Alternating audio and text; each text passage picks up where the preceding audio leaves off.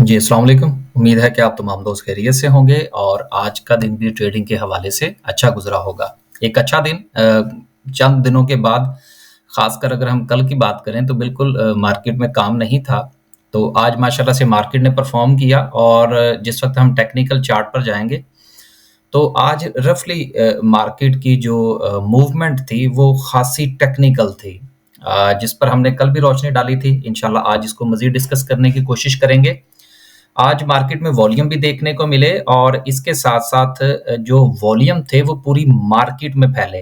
किसी मखसूस सेक्टर के हवाले से नहीं कहा जा सकता कि बहुत ज़्यादा वॉल्यूम लगे। ओवरऑल मार्केट अगर हम देखें तो तमाम सेक्टर्स में कुछ ना कुछ शेयर्स जो थे वो हमें चलते हुए नज़र आए।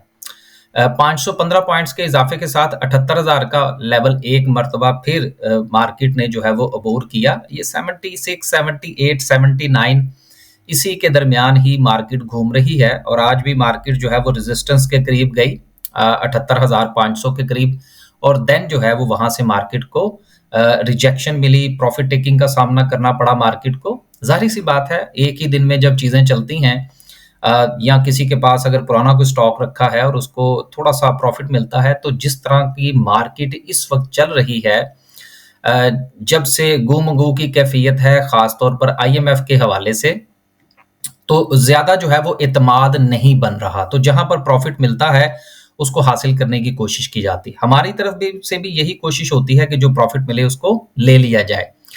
515 पॉइंट्स के इज़ाफ़े के साथ अगर हम सर्किट ब्रेकर की बात करें, तो माशाल्लाह से आज जो है वो 24 कंपनियाँ जो हैं वो हमें अपर कैप में नज़र आ रही हैं जिसमें रफ़ली मुख्तलिफ सेक्टर्स की कंपनियाँ हैं, जिसमें फ्लाइंग सिमट है डीसीएल है, दोनों का ताल्लुक जो है वो सीमेंट सेक्टर के साथ है, डीसीएल हमारे पास भी है। अच्छा डीसीएल के हवाले से मुझे एक बात याद आ गई, पहले वो आपके साथ शेयर करें फिर आगे चलते हैं। यहाँ पर मैं एक चीज़ जो है वो मैं अक्सर अपनी वीडियो में ये डिस्कस करता रहता हूँ कि शेयर जो है वो कोई भी अच्छा या बुरा नहीं होता डिपेंड करता है कि आपकी स्ट्रैटेजी क्या है। मिसाल के तौर पर अगर आपकी स्ट्रैटेजी ये है कि आपने स्टॉक मार्केट में कैपिटल गेन के लिए काम करना है, फिर इससे कोई फ़र्क नहीं पड़ता कि जो शेयर आप खरीदने जा रहे हैं अकॉर्डिंग टू लेवल्स एनालिसिस वो डिविडेंड देता है या नहीं। लेकिन अगर आपकी स्ट्रैटेजी ये है कि आपने डिविडेंड लेना है तो फिर यकीनन आप उन शेयर्स की तरफ जाएँगे कि जिसमें आप जो है वो डिविडेंड आपको मिले। तो मुझे याद है कि जब मैंने ये डीसीएल जो था वो रिकमेंड किया और इसके साथ एक 2-3 शेयर्स और थे। तो मेरे एक क्लाइंट है उन्होंने मुझे मैसेज किया कहते नहीं जी ये कोई शेयर है ये कोई शेयर है जी इसमें इसमें काम करने का क्या फ़ायदा? तो मैंने उनसे गुज़ारिश की यार देखिए बात ये है कि किसी भी शेयर के साथ जो है वो रिश्तेदारी तो हमारी है नहीं। हमने तो देखना है कि क्या शेयर जो है वो लेवल पर है, क्या यहाँ पर इसमें रिस्क लिया जा सकता है? बगैर रिस्क के अगर आप कहें जी स्टॉक मार्केट में काम होता है तो ये तो मुमकिन ही नहीं है। तो बात ये है ये आपके साथ ये वाक़या शेयर करने का मकसद ये था कि कोशिश ये करें कि जो शेयर आपको लेवल पर मिल रहा हो, उसको आप बाय करें। ज़बरदस्ती बाय करने की कोशिश ना करें कि जी मुझे फलाँ शेयर पसंद है और मैं उसमें काम करूँगा। हो सकता है वो शेयर उस वक़्त जो है वो उस लेवल पर मौजूद ना हो, आप खरीदें तो उसमें फँस जाएँ, ऐसा होता है। तो ज़ाती पसंद और नापसंद को थोड़ा-सा पशे-पुष्ट जो है वो ज़रूर डालना चाहिए। हमारे साथ भी ऐसा होता है, हालाँकि हमारा रोज़ का काम है, लेवल्स भी देखते हैं, आइडेंटिफ़ाई भी करते हैं, बाय सेल की कॉल्स भी देते हैं। इसके बावजूद कभी-कभी हमारे दिमाग में भी आ जाता है कि यार वो हमारे अब वो बड़ा अजीब-सा लफ़्ज़ है लेकिन चलें, हम कहते हैं दफ़ा करो यार ये कोई शेर है। लेकिन फिर अपने आप को समझाना पड़ता है कि नहीं यार देखें, ये लेवल पर है।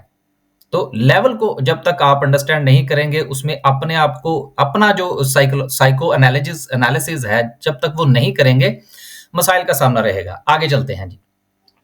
उसके बाद अगर हम देखें तो माशाल्लाह से कोसम फिर हो गया, चलें जिसके पास है वो यशी करें। मुगल हो गया, मुगल हमारे पास भी है। नेशनल बैंक हो गया, प्रीमा हमारे पास भी है, लेकिन इसकी हमें कुछ ज़्यादा खुशी इसलिए नहीं है कि हमारी ये ट्रेड फँस गई थी। तो ऐसा होता है। ये साथ-साथ आपको बताने का मकसद ये होता है कि दोस्त अहबाब ग्रुप जॉइन करते हैं या हम वीडियो में बताते हैं, इसका मतलब ये नहीं होता कि हमारे जो 100 के 100 तीर जो है वो निशाने पर लगते हैं। कुछ तीर कुछ स्टॉप लॉस हिट हो जाते हैं।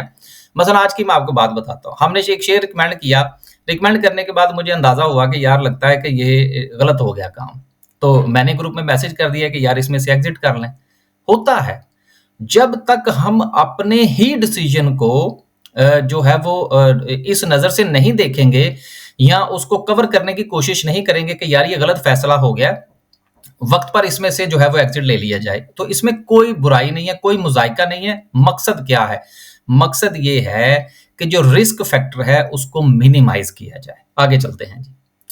लोअर कैप की बात करते हैं तो लोअर कैप में कुछ नहीं है। आगे चलें और पूरे इंडेक्स की अगर हम देखें तो रफली तमाम सेक्टर्स में ही हमें थोड़ी-थोड़ी सी परफॉर्मेंस देखने को मिल रही है। कमर्शियल बैंक की बात करें, 3 बैंक्स जो हैं वो आपको लाल नज़र आ रहे हैं, कुछ जो है उसमें बेहतरी है।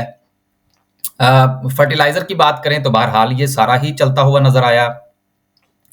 इसी तरह से ऑयल एंड गैस के हवाले से मैं ये चीज़ ऐड करता चलूँ कि मैंने पिछले दिनों भी बात की थी और कल मेरा ख्याल है कि शायद हमने रिकोडिक के हवाले से बात भी की थोड़ी-सी।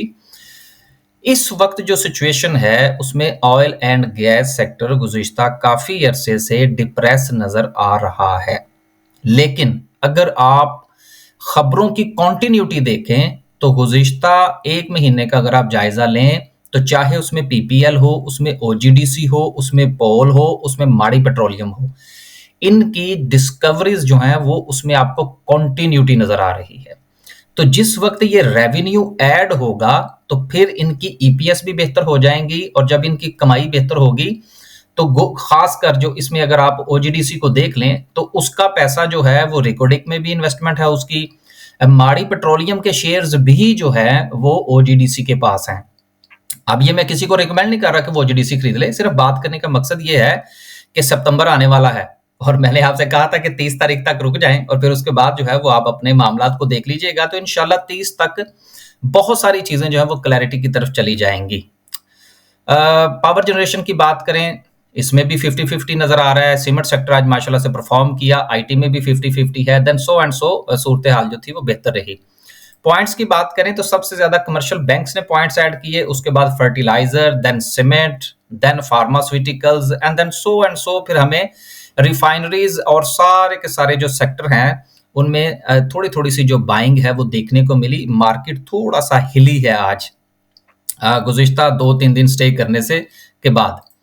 आगे चलते हैं जी। आगे जो है वो मजीद कुछ अनाउंसमेंट्स हैं जिसमें लॉटे केमिकल का रिजल्ट है जिसमें 84 पैसे की अर्निंग है, दिया दिलाया कुछ नहीं, लेकिन ईपीएस बहुत अच्छी है। एलाइड बैंक की बात करें 10 रुपए और 72 पैसे की अर्निंग, 4 रुपए का डिविडेंड, एक्सीलेंट आउटस्टैंडिंग कह सकते हैं आप इसको। थट्टा का 16 रुपए 40 पैसे की अर्निंग, 1 रुपए का डिविडेंड। जेएस इन्वेस्टमेंट की 1 रुपया 72 पैसे की अर्निंग है। उसके बाद जुबली जनरल इंश्योरेंस 4 रुपए 54 पैसे की अर्निंग है, दिया दिलाया कुछ नहीं। आईएसएल की अर्निंग 8 रुपए 40 पैसे की, 3 रुपए का डिविडेंड। जिनके पास है वो अपना अपना फैसला कीजिए। अब आते हैं खबरों की तरफ। पहली खबर जो है वो जेएस ग्लोबल के हवाले से है कि जी जेएस के नाम से कुछ व्हाट्सएप ग्रुप्स चल रहे हैं और उन्होंने कहा जी कि इनका हमारे साथ ताल्लुक नहीं है। देखिए ये बिल्कुल एक बड़ी अहम चीज है। लगते हाथ मैं भी ये गुजारिश करता चलूं कि हमारी भी नज़र में ये चीज़ें गुजरी हैं कि कुछ जो है वो मार्केट में ऐसे ग्रुप भी चल रहे हैं जहाँ पर हमारी तस्वीर लगी हुई है, बल्कि कुछ तो यूट्यूब चैनल्स वाले हैं जिन्होंने मेरी तस्वीर लगा के वीडियोज़ अपलोड की हुई हैं, लेकिन मैंने बहरहाल उनको कभी स्ट्राइक वगैरह नहीं भेजी। कोई बात नहीं, चलता है। लेकिन आपसे सिर्फ ये गुजारिश है कि आप अगर हमारा व्हाट्सएप ग्रुप ज्वाइन करते हैं या कुछ भी करते हैं तो सिर्फ तस्वीर पे के सहारे ना रहिएगा। आपको वो मुतलका नंबर से कंफर्म करना ज़रूरी है। तो बड़ी-बड़ी कंपनीज़ जो हैं वो भी आजकल इस फ्रॉड का शिकार हैं। तो इसके हवाले से जेएस ग्लोबल वालों ने इन्फॉर्म किया है। अगर आप भी किसी ऐसे ग्रुप का हिस्सा हैं जो कि जेएस ग्लोबल से है तो उसको पहले कंफर्म कर लीजिएगा। सिर्फ टाइटल देख के उसके ऊपर रिलाय मत कीजिएगा।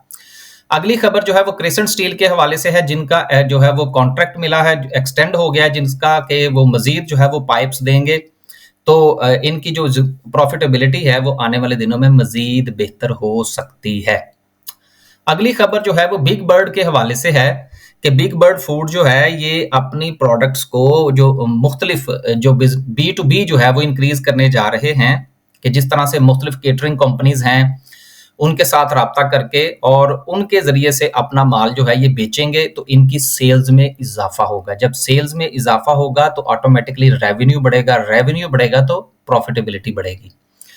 अगली खबर जो है लॉटे की बात हो गई। आखिरी खबर जो है वो आईएमएफ के हवाले से है कि जिसमें वजीर खजाना ने भी कह दिया कि इंशाल्लाह अगले साल जो है माजरत जी, चूंकि हमारी वीडियो की एडिटिंग नहीं होती, अगले साल से मुराद अगले महीने जो है वो इंशाल्लाह आईएमएफ का बेल आउट पैकेज मिल जाएगा। मसाइल जो हैं वो ये हैं, अब बात मुझे थोड़ी सी पीछे लेकर जाना पड़ेगी। आपको याद होगा जिस वक्त वजीर आजम साहब ने चाइना का दौरा किया था, तो उस वक्त भी रोजाना की बुनियाद पर हम इस चीज को ऐड कर रहे थे कि चाइना नहीं मान रहा। बजट से पहले उन्होंने दौरा किया था, कुछ मामलात थे, लेकिन चाइना ने कुछ कंडीशंस थी वो बताई, उसके बाद कोई एग्रीमेंट नहीं हो पाया, कुछ रोल ओवर के मामलात थे वो भी जो है वो लटक गए। अभी भी सिचुएशन ये है कि चाइना, सऊदी अरेबिया, यूएई, ये जो ममालिक हैं, इनसे जो हमारे पास डिपॉजिट्स हैं उनका रोल ओवर जरूरी है।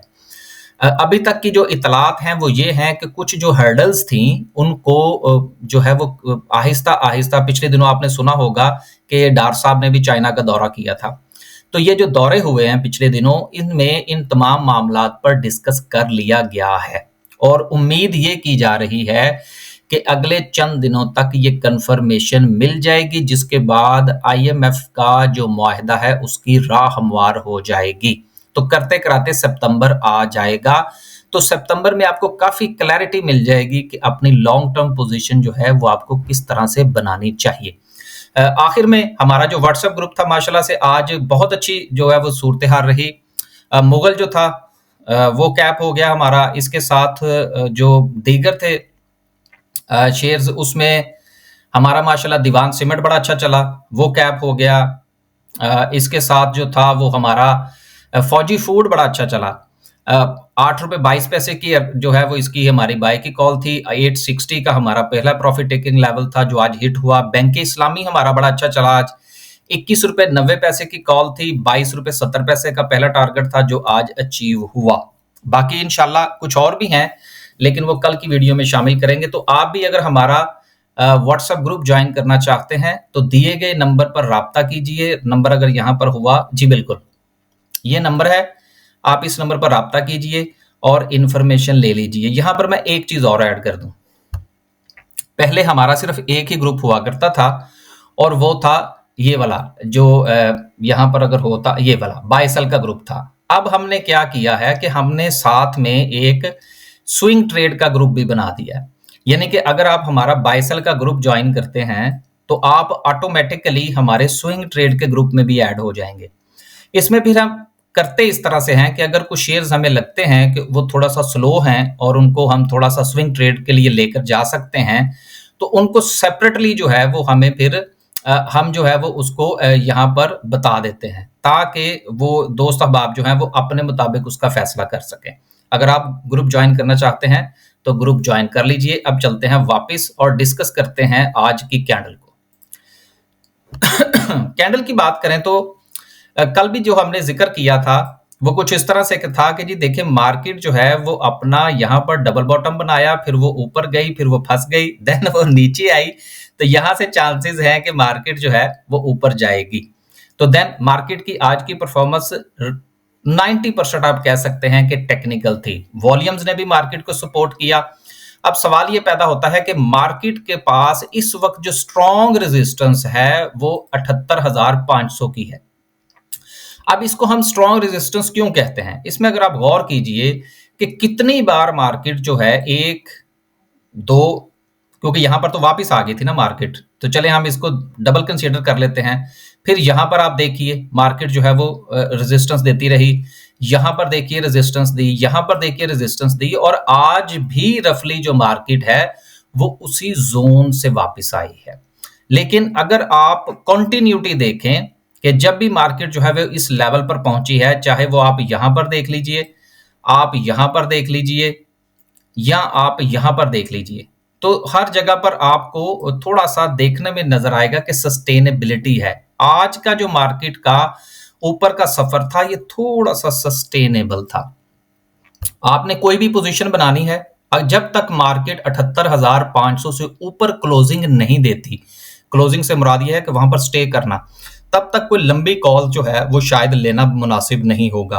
वेट कीजिए 78,500 के ऊपर क्लोजिंग दे मार्केट, देन आप कोई बड़ी पोजीशन ले सकते हैं। तब तक ट्रेड कीजिए, स्टॉप लॉस के साथ चलिए और जब मार्केट में आपको प्रॉफिट टेकिंग आती हुई नजर आए तो अपना प्रॉफिट जितना मिले उसको बुक करने में कोई मुजायका नहीं है।